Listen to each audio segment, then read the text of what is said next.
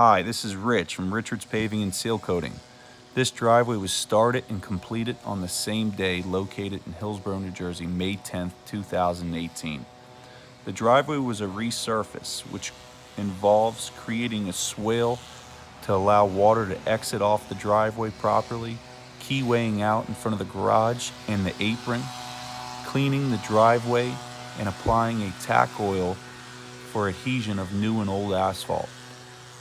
The asphalt that's installed is a 19 millimeter grade asphalt.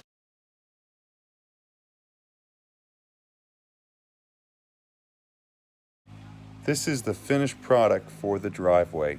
As you can see, it's a flat, smooth, black surface, rolled in with a 5-ton vibratory roller. Driveway looks beautiful. Nice edges all the way around. Water drains off perfectly. Customer was very satisfied.